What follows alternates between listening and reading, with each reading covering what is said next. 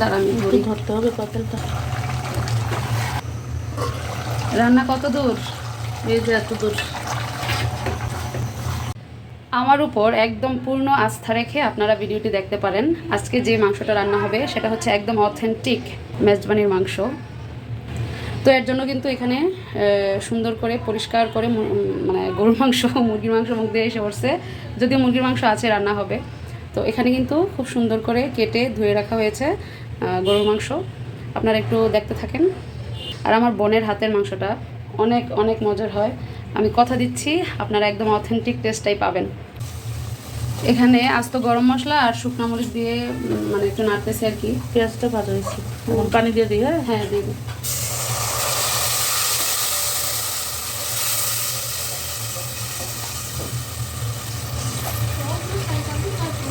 এই যে এখানে হচ্ছে আদা রসুন পেস্ট, এই যে এদিকে হচ্ছে গুঁড়া মশলা, এখানে হলুদের গুঁড়া, ধনিয়ার গুঁড়া, জিরার গুঁড়া, একটু কালো গোলমরিচের গুঁড়া, এখানে হচ্ছে লাল মরিচের গুঁড়া, আর এখানে গরম মশলা। আর লবণটা বললি না? হ্যাঁ লবণ তো এটা আছে, এই লবণ কিন্তু দিছিল হালকা হালকা। এখন এগুলি সব দিয়ে দিই।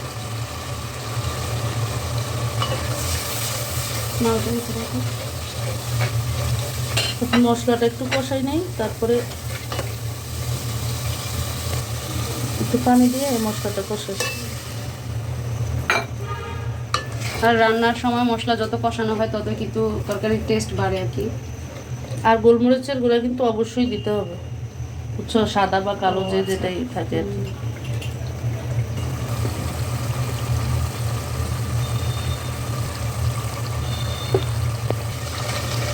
এই তো এখন মশলা কষানো শেষ, মাংস দিয়ে দিব। আর তেলটা উপরে ভেসে আসলে মনে করতে হবে যে মাংসটা মানে মশলাটা কষানো হয়ে গেছে আর কি। এখানে কিন্তু 2 কেজি গরুর মাংস, 2 কেজির পরিমাণে সব মশলা দেওয়া। বিসমিল্লাহ। তরকারির মধ্যে উপকরণটা যদি সম পরিমাণ মানে সঠিক পরিমাণে হয়, মাংস বা যে কোনো তরকারি খেতে কিন্তু অনেক টেস্টি হয়। দাঁড়া আমি ধরতে হবে পাতিলটা। এটা কি দরকার? না না দরকার নাই, এটা নিবা তুমি, নিলে নাও। এখন ঢাকনা দিয়ে ঢেকে দিয়ে এটা থেকে পানি উঠবে। হ্যাঁ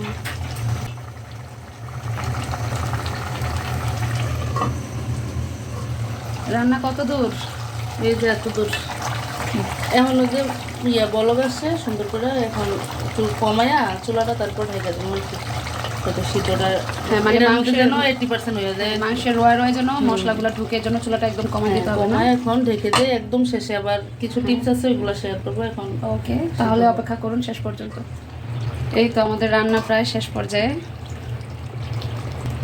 দেখেন মাংসের কালারটা কি ইয়াম্মি হয়েছে, জাস্ট মানে মনে হচ্ছে যে এখনই এক থালা ভাত খেয়ে ফেলতে পারবো।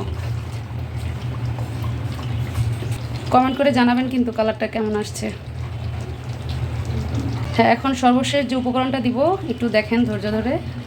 এই তো এখন দিয়ে দিলাম কাঁচামরিচ, আর এখানে হচ্ছে গুঁড়ো দুধ পরিমাণ মতো আর কি। এখানে 2 কেজি মাংসের মধ্যে এই পরিমাণ মতো গুঁড়ো দুধটা দিলাম।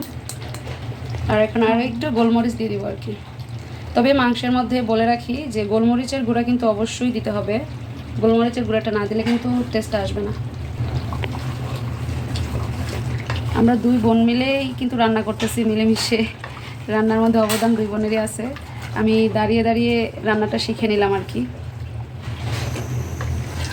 একটু বাড়াই দিই। এখন চুলার আঁচটা কমায় রেখে 1-1.5 মিনিটের মতো তারপর বন্ধ করে দিলেই হবে। তার মানে এখন আমরা চুলার আঁচটা কমিয়ে দিব আর 1-1.5 মিনিট পরে রান্নাটা উঠাই দিব। অনেক সুন্দর একটা স্মেল আসছে। যদি এভাবে রান্না করেন কেউ তাহলেই বলতে পারবেন আর কি, অনেক সুন্দর একটা স্মেল। আর কেউ মিস করবেন না এই রান্নাটা, অনেক অনেক মজাদার একটা রান্না। তো এই আর কি, আজকে এ পর্যন্তই। সবাই ভালো থাকবেন।